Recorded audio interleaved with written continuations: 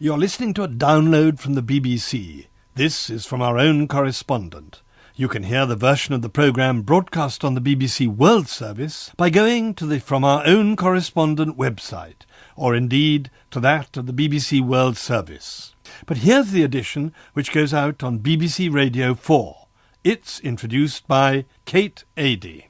Today, fighting continues in Colonel Gaddafi's final strongholds, and in a desert oasis in the far south of Libya, it's time for reprisals and revenge. A rock-star welcome in North Africa for Prime Minister Erdogan. We find out why, suddenly, it's cool to be Turkish. They're the longest-lived people in the whole of the Americas, but for Costa Ricans it means their health care is now in crisis. And we're off to a distant corner of Argentina to find out if life is good in a place almost untouched by the modern world. Fierce fighting's been reported from Libya this morning, where forces loyal to the deposed leader, Colonel Gaddafi, are still holding the strongholds of Bani Walid and Sirte. There's growing concern about thousands of civilians in both places who are believed to have little access to food, water and electricity. In the south of the country, some of the ancient desert people, the Tuareg, have been staunch Gaddafi loyalists. There have been accusations that they've been carrying out brutal attacks on his behalf. Justin Morozzi's been to one desert oasis where local people have been settling scores. Really, Mr. Justin, now we're in good condition. Believe me, I'm too happy to see you, my God. Now I feel shy. The exuberant greetings are one of the great joys of travelling in Libya. In this case, my old friend Muhammad Ali from the southern Libyan oasis town of Gadamps was particularly effusive, having heard I'd just been released by my Tuareg kidnappers after being held captive in the desert. We hadn't seen each other in almost 13 years. I'd wanted to travel south from Tripoli to meet old friends from a desert expedition years before. I also wanted to look into stories I'd been hearing about conflict breaking out in Gadamps between the town's mixed Arab-Berber population and the Tuareg. The two populations have lived together, sometimes uneasily, for centuries. Gaddafi's use of the Tuareg as local enforcers during the revolution had stirred up these divisions. The town had now risen up and expelled them, and reprisals were in the air. The Tuareg can never come back here, one Gadamsi told me in Tripoli, not after what they've done in the last 6 months. I drove down with my friend Taha and his family, who've lived in Gadamps for generations. In the end, we never got there. Our car was forced off the road just outside the oasis by 16 Tuareg, armed with Kalashnikovs. They hauled us out of the car, forced us onto the ground, tied our arms behind our backs, blindfolded us, and drove us into the Sahara. The following morning, they told us we were going to be killed unless Tuareg prisoners held in the town were released by noon. The deadline came and went. While I was being questioned, they said the Gadamsis had robbed, set fire to and bulldozed their houses, killed the sheikh of the Tuareg, and slaughtered all their animals. 24 hours after we were taken, Taha's wife and 2-year-old son, together with an old man kidnapped 2 days earlier, were released with me. They kept hold of Taha. According to the local town council, our 20-something kidnappers were the remnants of the Tuareg Kataib. This was a local militia used by Gaddafi to suppress the uprising in Gadamps, which began on 20th of February. 3 days after the revolution kicked off in Benghazi.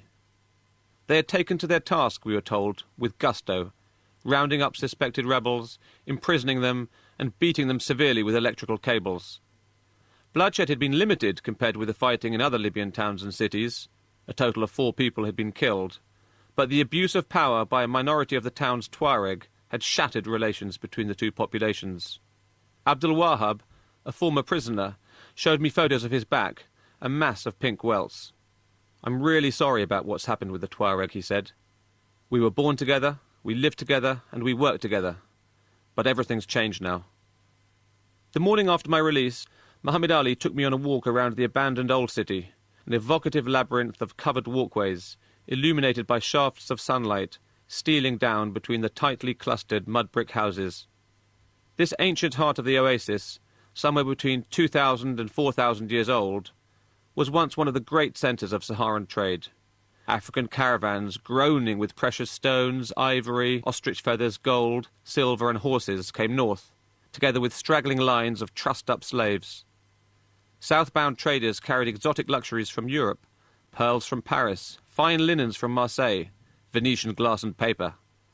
The Tuareg were an integral part of this age-old desert commerce. They ran what today would be called a protection racket, offering their services as guides and armed escorts to caravans passing through areas under their control. Any merchant who declined the offer ran a real risk of having his caravans plundered by the Tuareg. A small part of the Gadamsi Tuareg, die-hard Gaddafi loyalists, has returned to armed banditry. The consequences of this aggression are potentially catastrophic for this small desert town of 12,000. Many Tuareg who had nothing whatsoever to do with their fellow tribesmen's brutality, intimidated by the backlash, have already fled their homes. With some reluctance, my Gadamsi hosts showed me a part of the Tuareg quarter on Dahra Street, before driving quickly away. Numerous homes lay in rubble. They were old houses, said my friend. For years, Muhammad Ali has been the town's preeminent guide. Like almost everyone else, he wants visitors to return to see this jewel of the Sahara. Really, the people of Gadamps want peace with the Tuareg, he said. Believe me, for a very long time we have been, almost, one family. Justin Morozzi, who's back now from Libya. The Turkish Prime Minister, Recep Erdogan, last night wound up a triumphant tour through the 3 North African countries whose governments were overthrown by popular uprisings this year. Turkey, a growing political and economic power, was once the colonial ruler of this region, and in recent times it's been enjoying growing influence there. Jonathan Head, who was with Mr. Erdogan on part of his trip, says the Arab world isn't just impressed by his increasingly confrontational attitude towards Israel. There were the giant roadside billboards showing the Turkish Prime Minister, hand on heart, promising a shared future. There were the rapturous crowds waiting to greet him wherever he appeared in Cairo. The rock star treatment that Recep Tayyip Erdogan gets is unheard of for a politician in the modern Middle East. You can find his picture plastered on walls in the West Bank. Palestinian babies have been named after him. That a Turkish leader could be elevated to the status of an Arab champion is extraordinary. Mr. Erdogan speaks very little Arabic, and it's a struggle to find anyone who speaks Turkish in Cairo. These days there are few visible signs left of the 400 years of Ottoman rule in Egypt. The modern Turkish Republic parted from its former colonies on bad terms, bitter at what it saw as a stab in the back by Arab rebels led by Lawrence of Arabia. Until the last few years, Turkey maintained frosty diplomatic ties with most of its Arab neighbours. It's easy to put Mr. Erdogan's popularity down to one thing: his outspoken attacks on Israel. When he stormed off the stage during a televised debate in Davos 2.5 years ago, accusing the Israeli President Shimon Peres of knowing how to kill, he became an instant hero. Nothing is so guaranteed to win cheers from an Arab population aggrieved by decades of perceived humiliations by Israel. But it's more than that. The young Egyptian activists waiting for the chance to see or even meet their Turkish idol in Cairo talked of Mr. Erdogan's sincerity. He seems to speak from the heart, they said, something they've never seen their own leaders do. This is actually true. Recep Tayyip Erdogan is a canny, calculating politician, but he's also a very emotional one, prone to tears at times and bouts of poetry at others. His outbursts are often impulsive, sometimes embarrassing for the officials who later have to explain that they're not actually government policy.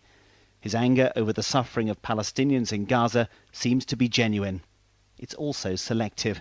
He never gets as angry about victims of repression in Iran, for example, where he's developed a personal rapport with President Ahmadinejad. Still, for young Arabs, this is a refreshing contrast with their own taciturn rulers.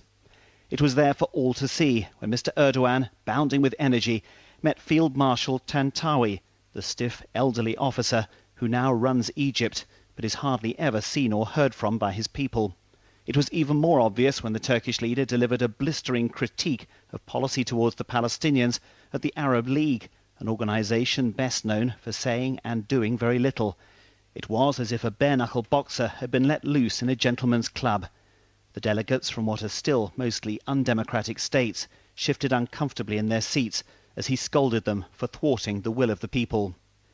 This is all very gratifying for Turks, who've long lived with a sense of acute isolation, stuck as they were at the eastern end of the NATO alliance in a hostile region. Suddenly, it's cool to be Turkish, even if no one speaks your language. Turkish TV dramas are bestsellers all over the Middle East, and Turkish businesses, honed on their experience of trading with Europe, are now marching triumphantly through new Arab and African markets.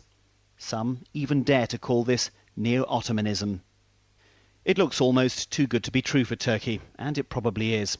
For all his anti-Israeli bluster, Mr. Erdogan's government has just agreed to station part of an American missile defence shield in eastern Turkey, and the presumed purpose of this is to defend Israel against Iranian missiles. The friendship with Iran has suddenly got a lot cooler.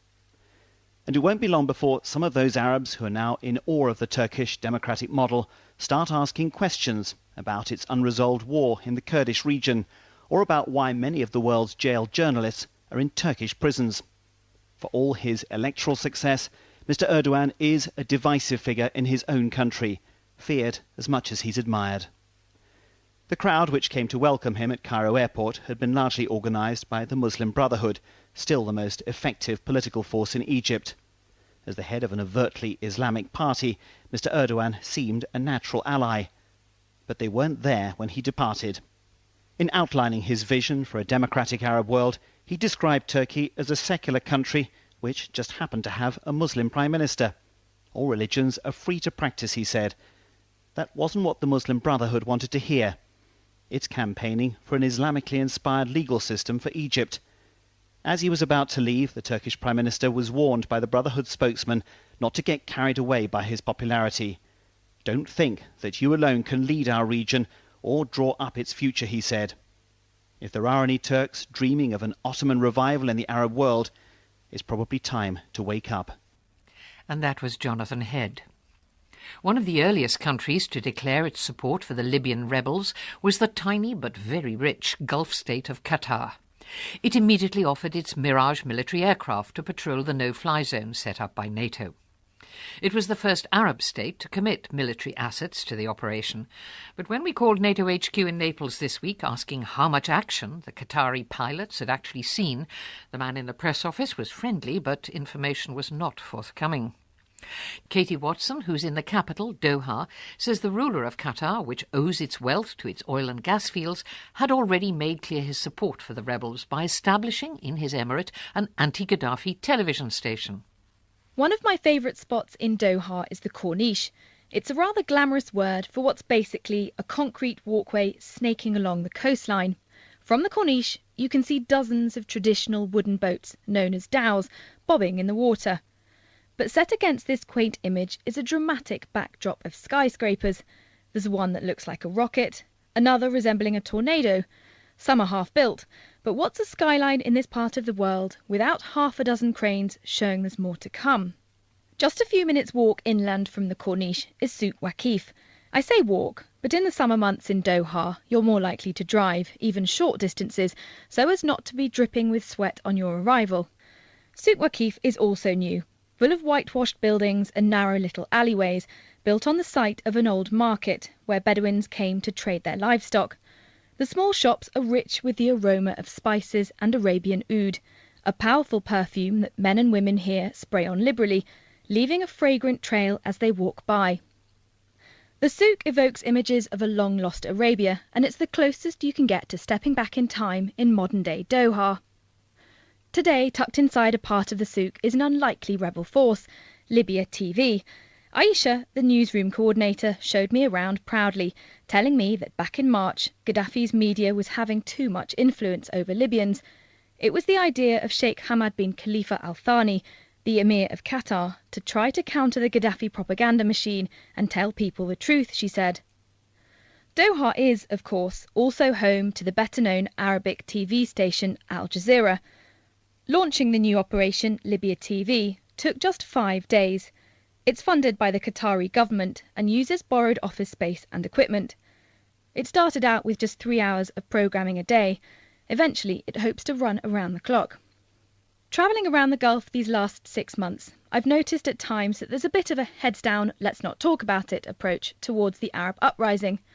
But the violent unrest in Bahrain earlier this year provided a wake-up call for its neighbours who don't want to see that happening in their backyards.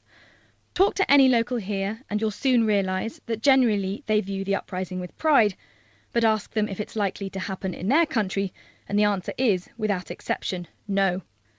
Now some monarchs like those in Saudi Arabia have tried to stave off any sniff of unrest by giving their already comfortable subjects big cash handouts. Others are stepping up their efforts to get their people into work. Qatar's strategy is a little different. Although the emir may not be averse to helping some of his people, the other day salaries for officers in his military were increased by 120%. This isn't the most democratic country in the world. But Qatar's bankrolling of the rebels in Libya has propelled it to stardom in the Arab firmament. It may be early days, but at the moment it seems that the country's gamble, backing the underdog, has paid off. One young Qatari, Mohammed, told me his country wanted to show the world what it could do. Yes, it's small, he said, but now people know. It's the state which has been the most supportive of Libya. And Mohammed's right. This time last year, the definition for Qatar, among most journalists anyway, may well have been just another oil-rich Gulf state. It has oil, certainly, but in fact its gas reserves are what have made its people the richest in the world. They've helped it to rebrand itself as a powerful nation, aided first by winning the contest to stage the 2022 Football World Cup, and now by stepping up as an aspiring political heavyweight. And while Qataris may boast of their country's achievements, Libyans here in Qatar are positively gushing with gratitude. Yusra is one of them, an enthusiastic young Libyan born and brought up in the US. She decided to return to Tripoli in December to reconnect with her roots. Bad timing, she told me. Shortly afterwards, she had to leave again because of the fighting, and she's ended up in Doha, working for the Libya TV station. She loves it here. It's great to be in a country that understands the complexities of Libya, she tells me, recognising a country that's so in need of support from its Arab friends. And that's why Qatar's onto a winner. In a region that's so used to foreign, outside intervention, Qatar's embracing the challenge of leading the Arab world. It may not have the history of Arab leadership that Egypt has, but while that traditional regional leader is sorting out its own revolution, Qatar's filling the void nicely, and feeling quite proud about it too. Katie Watson in Doha. There aren't many parts of the world escaping the big budget squeeze at the moment, and the Central American state of Costa Rica is certainly feeling the pinch. The president there is warning that cash shortages are leaving the country's health service in crisis. A health minister's resigned over the issue, and medical staff have been taking strike action over changes to their contract conditions. Basic health care in Costa Rica is free, but an ageing population coupled with increasing costs of treatment mean that services are now under threat. Claudia Hammond has been there looking at the state of care for the oldest in society, and not just the people.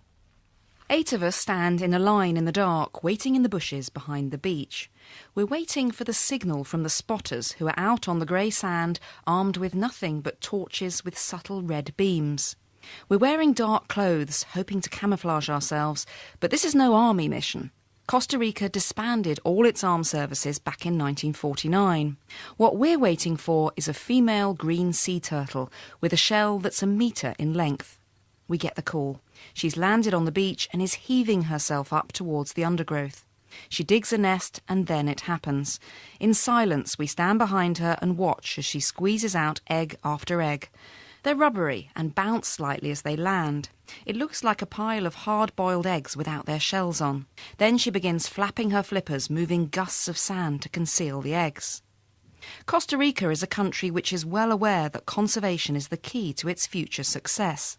The village of Tortuguero was built on logging, and all the primary rainforest was destroyed. But now the logging has stopped, secondary rainforest has grown up, and every person in the village works in tourism. They rely on the turtles for business, and the turtles rely on them to enforce strict rules which mean they're not disturbed while they lay their eggs. Even then, only 1% of eggs survive, and when they do, the turtles can live to at least 120. But they're not the only ones living to a ripe old age these days. The Ticos, as the Costa Rican people are known, are now the longest-lived people in the whole of the Americas, including the United States. Costa Rica is a peaceful, stable nation with some of the best health care available in any low-income country. There's free basic care for everyone, including the elderly. I visited a small residential home in one of the capital suburbs, Santo Domingo. The 13 residents were sitting on a large veranda, and the humid weather means they're not shut away but can look out onto the street, chatting to passers-by. I met Flor de Maria Perez, who moved into the home with her husband. Flor has seen the rise in life expectancy for herself. She's 88 and told me that her parents had both died by their mid-60s. She remembers when the oldest people she'd ever seen were just 70. Now she sits surrounded by people in their 80s and 90s and even a centenarian. She puts it down to healthier food and to exercise. Now all the old ladies are exercising and walking a lot, she told me. On a small sunny terrace at the back of the home, I met an 84-year-old man sitting alone reading. He spent 53 years welding cars in a garage, a job to which he told me he was so devoted that he never smoked and never drank. Every morning he walks to the bakery to get the day's bread for the home. He's an avid reader, the staff told me. Always has his head in a book. Not quite books, he laughed, showing me the Photo Love magazine he was reading. While I was looking around, several residents came up to invite me to their rooms. Some have a room to themselves, others share with one or two others. Down the corridor there's an altar for prayer and a dining room with a TV set, but no one's looking at it. They're more interested in watching real life outside. While I look around, one lady comes up every 5 minutes or so to show me a soft toy or a picture. She's childlike and the staff treat her kindly. Another tells me he leads the residents on walks in the park. A woman shows me the dolls she's making to raise funds for the home. This feels like a surprisingly active place. But with the birth rate dropping and fewer families able to care for their older relatives at home, coupled with the great ages people are reaching, the demand for such homes is growing. There are just 13 beds in this one, and yet they have another 200 people looking for places.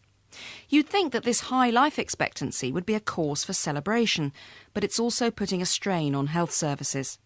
Some of the money saved on defence has been ploughed into healthcare, but with increasing numbers of older people and more expensive new treatments, there are now constant debates over the funding of the health service. Although the hospitals I visited were clean and modern, the President has admitted that the health system is in crisis. The public is split, with some feeling more money should be invested instead into infrastructure and complaining that the state of the roads, constantly potholed by rain, is holding back the economy. Meanwhile, back on the beach, the turtle struggles back to the sea, inching forwards painfully slowly and even stopping with exhaustion just a foot from the water.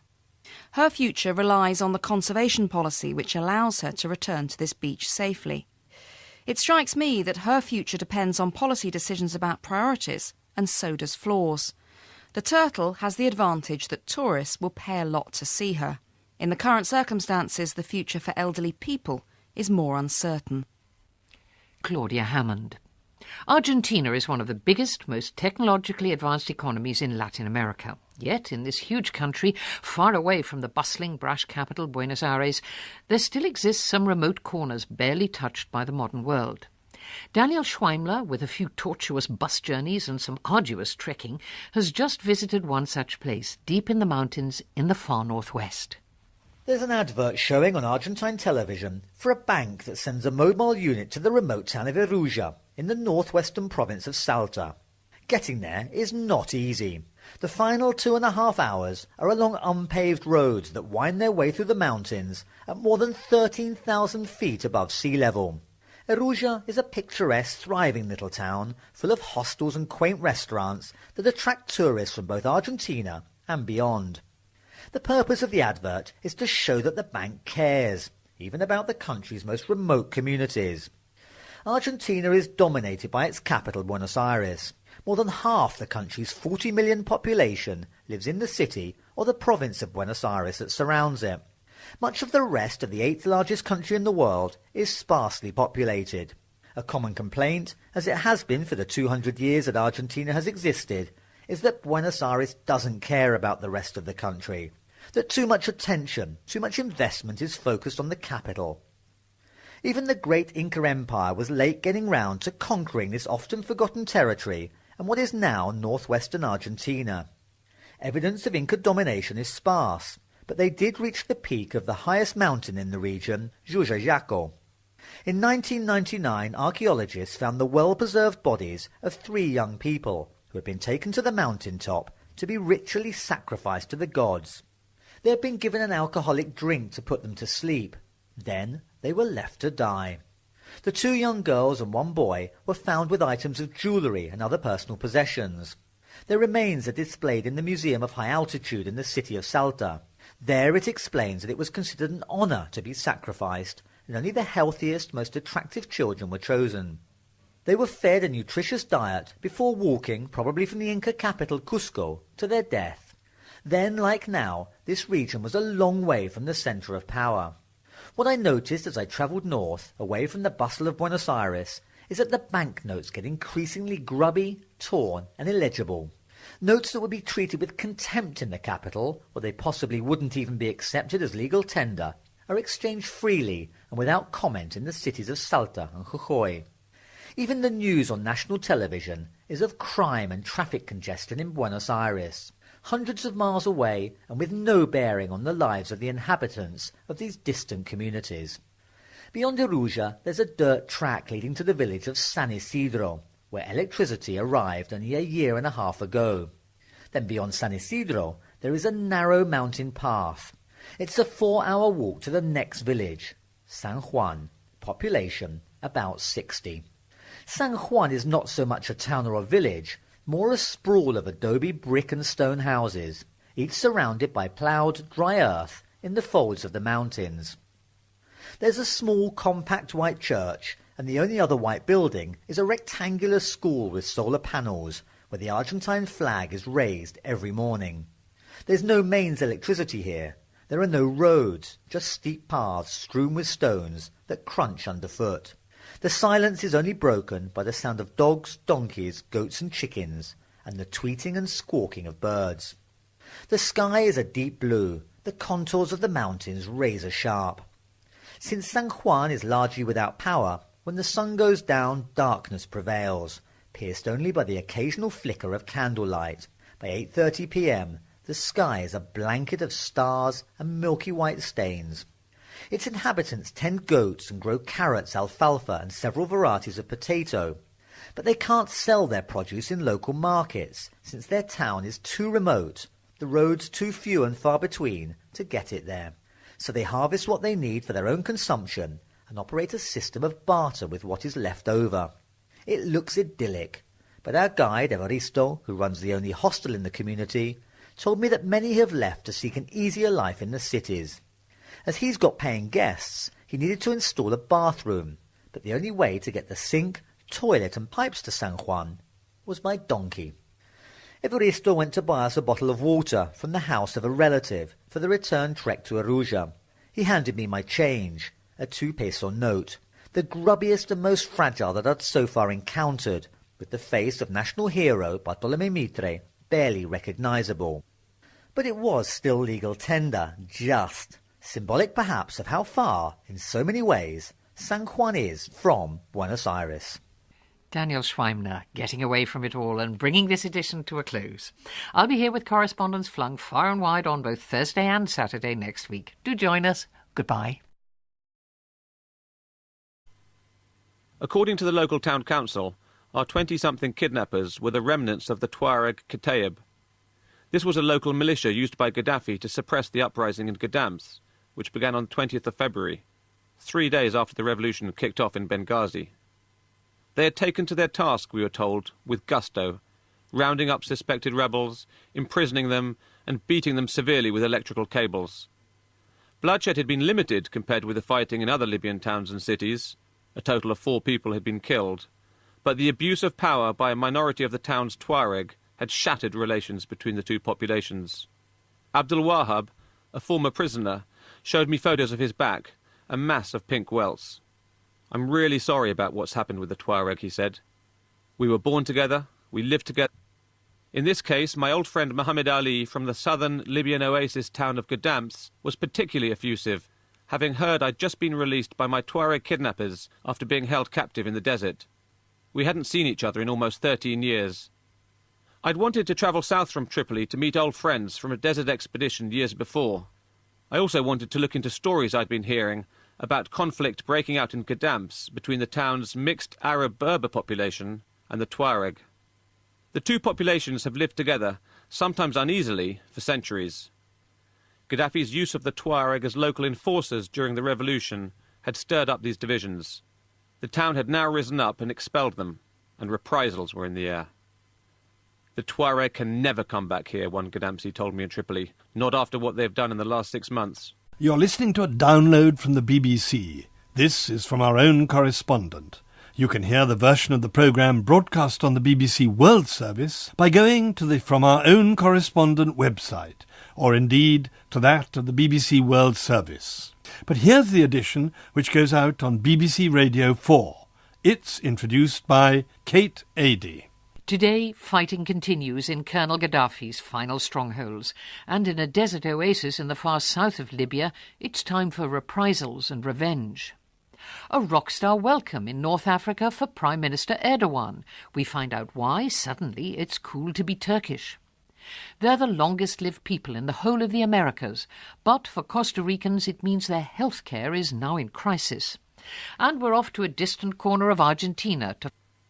I drove down with my friend Taha and his family, who've lived in Gadams for generations. In the end, we never got there.